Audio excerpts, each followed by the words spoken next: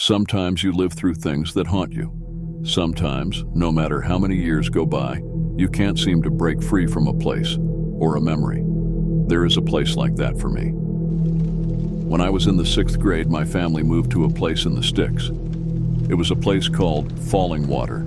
The drive-in was breathtaking. Watching the stream cascade down the rocks was the best part of going home. But there was always something off about that place. Our home was a trailer, situated in the bottom of a mountain on a 17-acre field. The property was wonderful. It had all of the redneck things a young country kid would ever need. An old barn, a shed with a dog pen surrounding it, a creek with a fish pond, and old derelict vehicles strewn about. My brother and I would spend summers on that land, playing on a john boat in the pond, or getting tricked into snipe hunting by our stepfather. That night was horrible.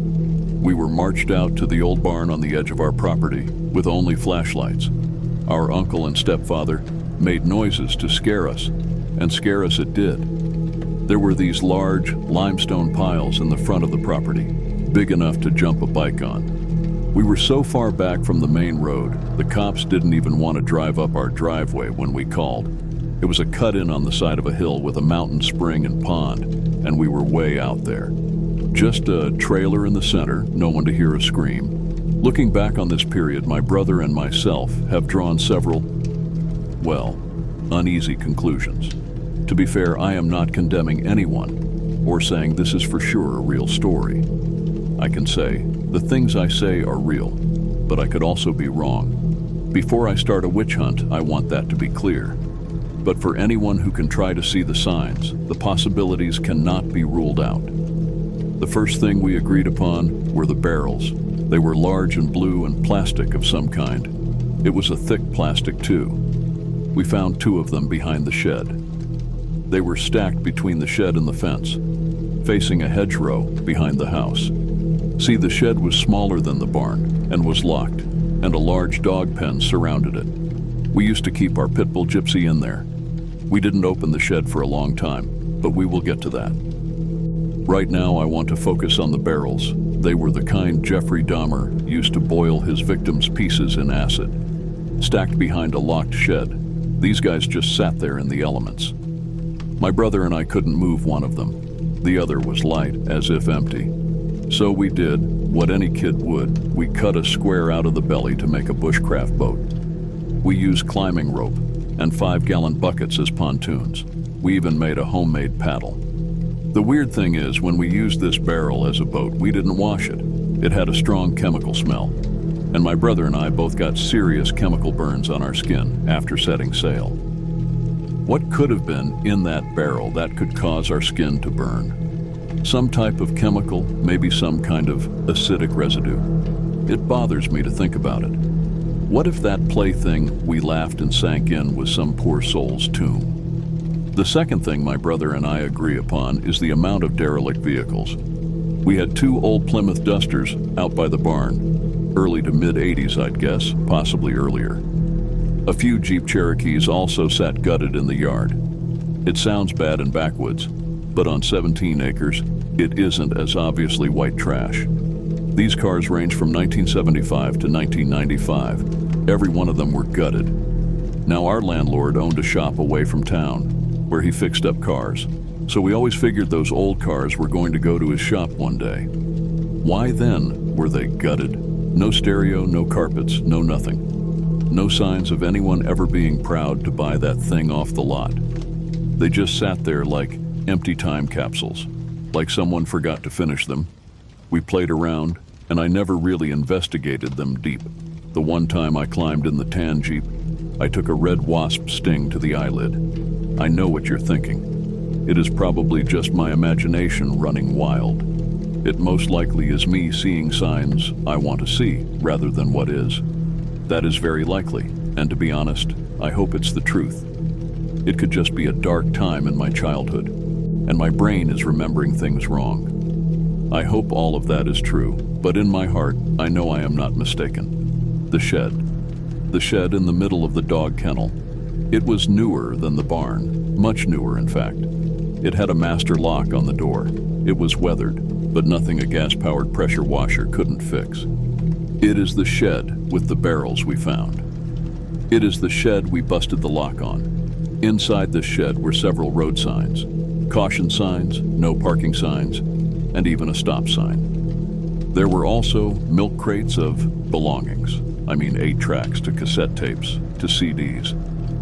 Rod Stewart's greatest hits was among them, and clothing. From the 80s to the 2000s, there were men and women's shoes, jackets, and windbreakers. CDs and tapes like things you would find in a car.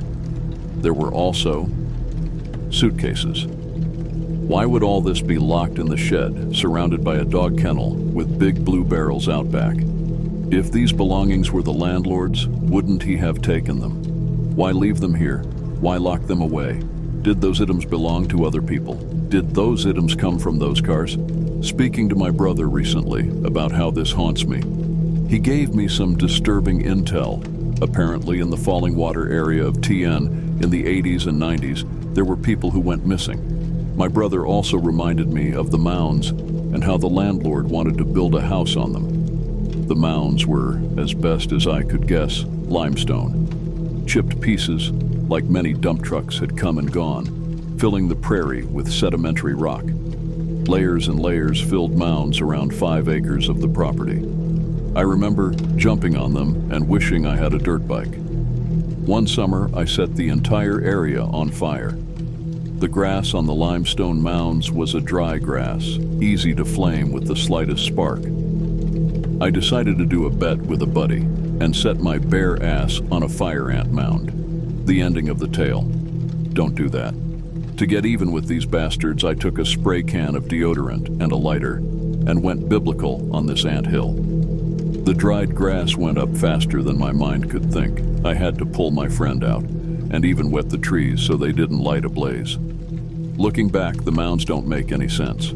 I am not an architect, but why would a person want to build a house on top of loose limestone? Why would you fill in an area with loose rocks to then build a foundation? Wouldn't dirt suffice? Why were they mounds and not a flat area?